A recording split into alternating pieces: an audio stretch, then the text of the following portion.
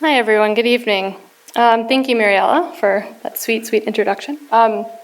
Again, my name is Rachel Gustafson. I'm an assistant curator here at the Norton, and I had the pleasure of working on a special exhibition that marked the debut of the new Norton as we stand here today, called Oldenburg and Van Bruggen, the Typewriter Eraser, a favored form. And I think, as we'll see this evening, how favored that form truly was in the career of Oldenburg and later with Van Bruggen, his chief collaborator and wife.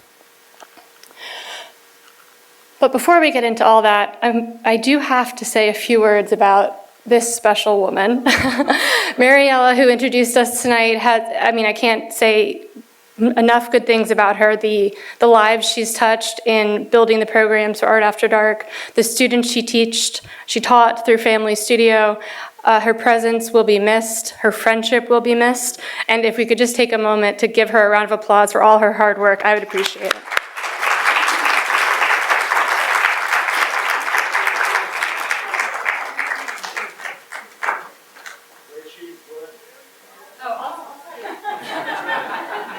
And she's leaving us for very good reasons, actually. She got into a wonderful art administration program at the Art Institute of Chicago. So she'll be coming tomorrow's new leaders of art administration. So she is leaving us for now, but maybe we'll entice her to come back. You never know.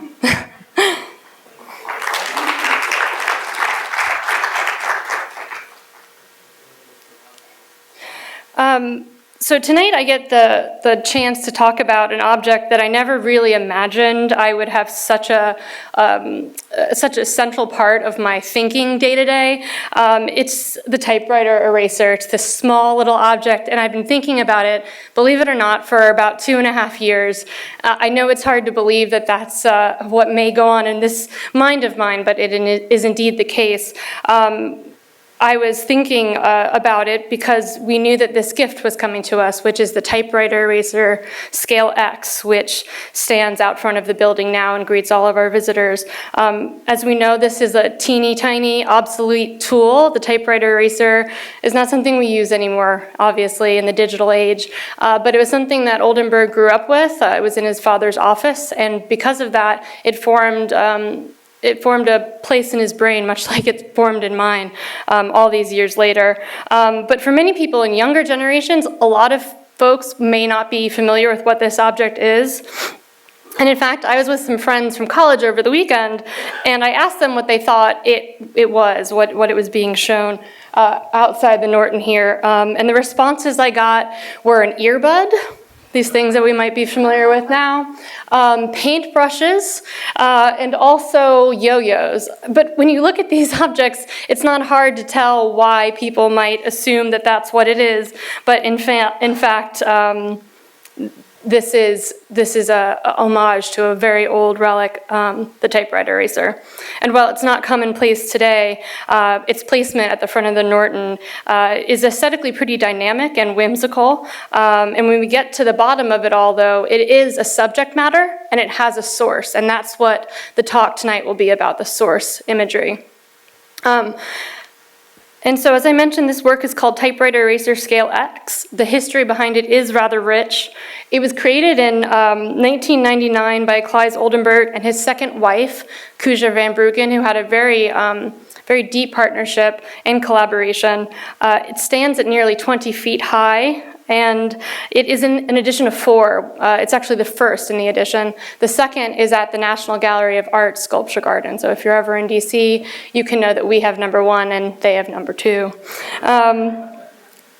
Its particular history at the Norton is also compelling. So tonight we're going to do time travel, among a few other things. We're going to start in July of 2016 when Lord Norman Foster first thought about this sculpture as marking the front of the new Norton.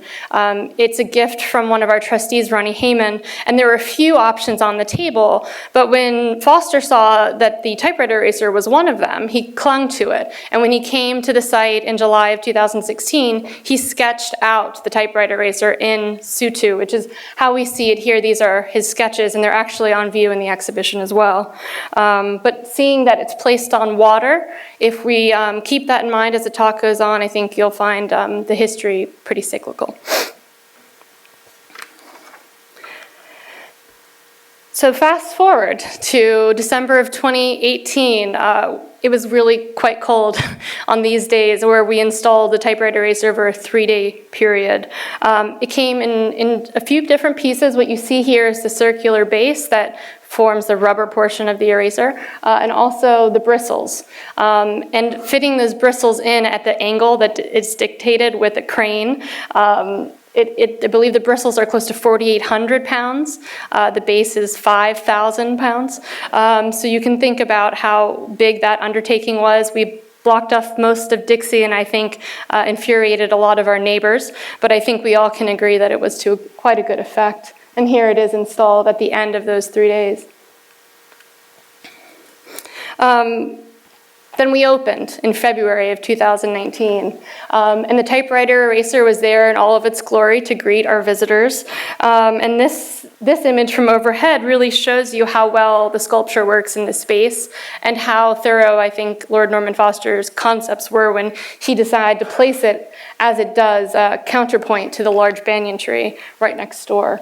But I just love this image, and I wanted to share it with you all. Which brings us to today. Today we are looking at the Typewriter Eraser Scale X. I look at it every day when I walk into the museum. So I continue to think about it every day. And I think it's important to see where it came from and to see how it'll reflect on future audiences. So our time travel doesn't stop there, and we will go even further back in time to the notion of, here's a nighttime picture of it, as you'll see it tonight. It's something else to point out, too. The placement in water is key to this sculpture. It was something that Lord Norman Foster was thinking about, but as we'll see, it was something that Oldenburg himself was also thinking about as early as 1977.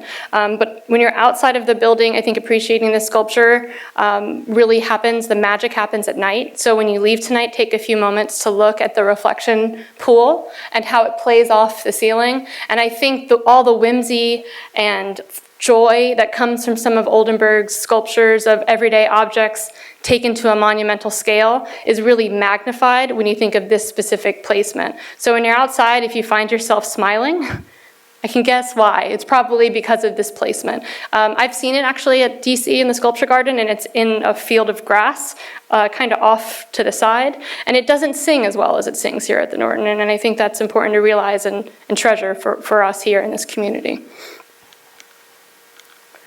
So as I mentioned, I was lucky enough to curate this show, working very closely with Oldenburg's studio, and we organized this exhibition because we did realize how rich this history of this object was, this subject matter for Oldenburg. It's something he looked at over a period of 40 years or more before we get to Typewriter Eraser Scale X that was made in 1999. And so here's an exhibition shot. If you haven't seen this exhibition before you leave, it's right off the Great Hall, so you don't have to go far to see it, but you'll be able to walk around the room and see many objects that I won't be able to show you tonight, but wanting to point out. And so this exhibition really starts by showing the earliest manifestations of the typewriter eraser, and it's brought together in really a rather rarely seen gathering of works because they do come from the artist's studio. So, before we get to the typewriter eraser, I think it's important to think about who Oldenburg was before he started making these large-scale monumental sculptures with his wife, Coosje van Bruggen. I think a lot of people might associate Oldenburg with the pop art movement, and that is completely accurate. Those are really his roots, and even before that, he was very much part of the performance art scene in the 1960s in New York. What you see on the screen here are two advertisements for one of his environments. They're also called happenings, performance pieces that he would design the space for, and then all what I would call props to illuminate the space. And so these two posters would have advertised the store, one of his environments that he actually installed in the Lower East Side, and it ran from December of 1961 to January of 1962. So just a month there, but you'll be able to see in just a moment how much effort he put into it. But he also worked in printed matter and lithography and woodcuts, believe it or not. And this allowed him to really promote and advertise his happenings. He posted them all over New York and invited people to come. And this is when he's gaining prominence. He isn't quite known as the king of pop art sculpture at this point. He's leading up to that point. But fun to see his early prints here, particularly the one on the left, that's actually hand-colored. So it's a lithograph that's then hand-colored. It's in the collection at the MoMA. But here's the store. So here's Oldenburg sitting with one of his plaster-made sculptures, which I believe is a piece of cake. And he surrounds himself with these objects he makes that are commodities. They're replicas of t-shirts, of tennis shoes, of slices of pie. And it's that crossover between commerce and fine art that he's kind of poking fun out of it. Oldenburg does have a pretty good sense of humor, although you'd never guess it if you read through his writings because they're quite serious. But he did have a very good sense of humor, and I think that's kind of what he's critiquing and playing with here, which leads to his scale growing. So this is perhaps, this is one example of a close-up of the objects he would have created for the store. So remember, that store was only open for a month, and he filled it with all these things that he handmade. It's quite the endeavor, almost compulsive. But this is probably the work he's more well known for. This is the pop-up art sculpture that Oldenburg is really assigned to as an artist. This work is also in the MoMA's collection. It's actually 9 feet long and 5 feet high. So things start growing. And I think they grow and grow and grow until you get something like Typewriter Eraser Scale X outside.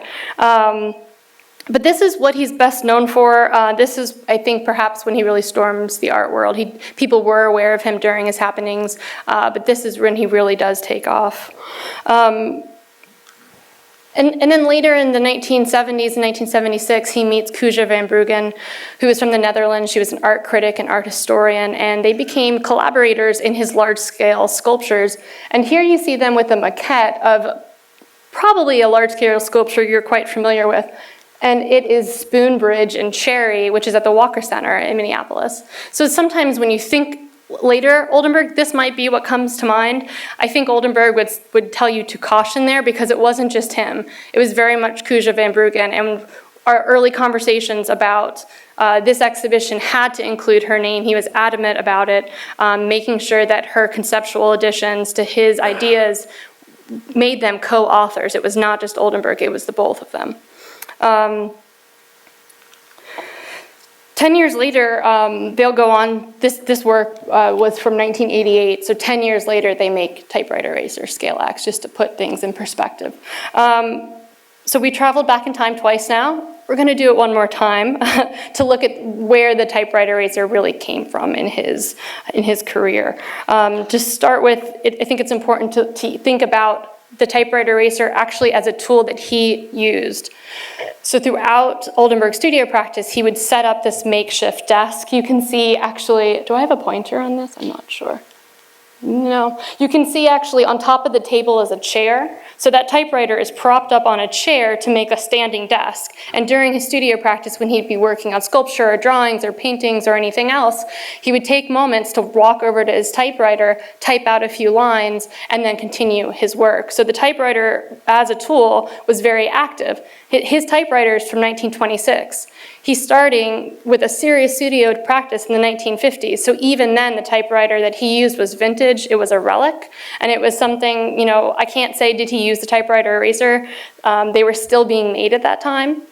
But it was the tool, the typewriter as a tool was something that was very much still part of Oldenburg's practice. Which brings us back to our work. Again, this is just another point of comparison to show you how closely resembled these two objects are. And I also wanted to show you early advertisements for the typewriter eraser. This is actually from a 1923 catalog from the Eberhard Faber company, which makes these typewriter erasers. And so you can see how closely these look like this. And we'll get to in a moment exactly why that's so important. But I think the advertising is very telling. Again, this one from 1923 and this one from 1956 from a Life magazine spread. you'll see it says the famous red disc. So in 1956, the red disc was famous. And then in 1968, this object starts appearing in Oldenburg's drawings and sketches. So something, again, we might not be familiar with today or might not think about as an object that was constantly thought about, but it was famous. So he was thinking of it. Now this is the first object that I can find that shows Oldenburg's interest in this object as something to pursue artistically. This is actually a magazine clipping from an advertisement. 1968, clips it out, he puts it in one of his notebook sheets, and you see at the bottom he writes equals ear. And that's something that Oldenburg does repeatedly, not just with this object, with many objects. He sees things as body referential. He says advertisements make objects appear to be the size of a human. He called it actually object pornography. And he said if the advertisers were able to scale the object to the size of a body, why not scale the object to the size of a building? All you have to do is put it in place. So it's something he was thinking about, and again, not just with this typewriter eraser, but many other objects. The giant clothespin that's in New York is probably something that comes to mind as well. Oopsies.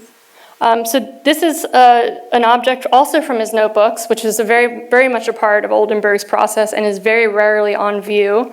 He would take sheets of typewriter paper, so again, typewriter being part of his practice, and take out clippings from a spiral notebook he would carry around with him and spontaneously sketch things. So this works from 1969, and what you have here is a typewriter eraser reimagined as a punching bag. And that's something else that Oldenburg does constantly with many other objects, is he envisions them as something else. So it's the eraser as a punching bag. It's the eraser as a pile of lint. It is the eraser as a pile of bodies. And he does this again and again. And so it's interesting to see him reimagine this form. This is from 1970, Big Guy. He titled it actually Standing Big Guy. And again, if we think back to that first object equals ear, that reference to the body, personifying this object to turn it into a thing standing on its bristles with an autonomy of its own, giving it life, I think is important to think about when it moves from this small little handheld object to something that can be 20 feet high outside. And another part in Oldenburg's career that I noticed in my research was his sculptures his drawings would go from things that were imagined, things that would be a proposed monument, so to speak, to things that were almost him working through how he would create them if they were to turn into the monumental sculpture. So in this example, you see him working through the various positions that he could show the typewriter eraser as something bigger than what it is. Here's a few other examples. And in that way, he's very much a draftsman. He's very much thinking about how things can be built to turn it into his larger vision. And this is in the same year, 1970. In fact, all these drawings are from 1970. So you can see this object is dominating his mind. He's thinking about it. He's thinking how he can see it through. He's thinking about how it can be shown. And he's thinking about what's the most dynamic way to present it. This is a sculpture that comes the year later. So now these objects move from the page to 3 dimensions. This works from 1971, and he actually called it final position, typewriter eraser. But as we know, this is definitely not the final position, and he rearranges it many, many times to culminate in the version that we have outside the building. This is very fragile. This is the first time this work's ever been on view outside of the artist's studio. So please take a moment to look at it before it goes back.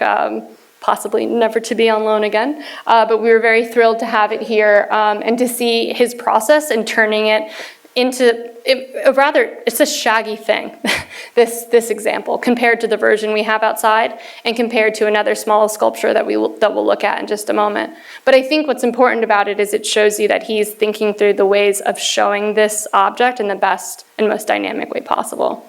About this particular position, he said he was thinking about an office space, and if you were to throw an eraser outside a window, how it would fall. And he thought of it as a bullseye. If you were to look out of a 3rd-story building and see it below, that it would resemble a bullseye. And I think one of the ways he was envisioning making this a larger scale piece is by showing it this way.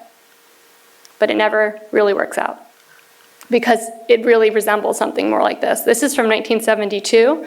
This is coming to us from the Hirshhorn collection. It's a watercolor, and as you can see, much more polished and finished than a few of our other examples. And what Oldenburg would often do is he would work through ideas, work through them, until he finally felt like he knew the true essence of the object, he knew its presence, and then would render it in a more finished, painterly style. And so here you have this watercolor, and it's titled A Proposal for Alcatraz Island. Oldenburg suggested this could possibly take over Alcatraz and be something that could be seen from afar and really transform that space as we know it today. But what I think is most important is, again, 1977, Oldenburg sees this on water. And looking to today, it's there as well, it's on water. This is my favorite work in the exhibition. This comes to us from LACMA. This is the typewriter eraser as a tornado. So if we remember that early example, the typewriter eraser was a punching bag. And here it becomes a force of nature, which is just very Oldenburg, envisioning it as something huge and as something with life force beyond its everyday thing. This was actually inspired by the big tornado that swept through Lubbock, Texas. He was thinking about that and then later transformed the typewriter eraser into the tornado, into the storm that he was reading about at the time. And he was interviewed and asked specifically about this work. And the curator that was interviewing him asked him, well, what are the connections between the tornado and the eraser? And Oldenburg said, well, they both erase. And so I think that speaks to, how simple sometimes his thought process was. It's almost childish sometimes, but it's that direct way of thinking and reimagining that I think is so compelling about his whole history with this object. This is one of the only two works in the exhibition that's actually attributed to both Oldenburg and Van Bruggen. This is a drawing that I think is clearly made by Oldenburg's hand, but their signature, their joint signature, is actually seen at the bottom right there. And we see it in a position that we're familiar with. It's very similar to the position that's outside. So that's 1977, and in the same year, they make this sculpture, which is an edition of 18. It's in the exhibition as well, and it's almost the exact version of what's outside with scale X, but it's much, much smaller. And so you see they kind of work to perfect these sculptures before they take it to the grand scale.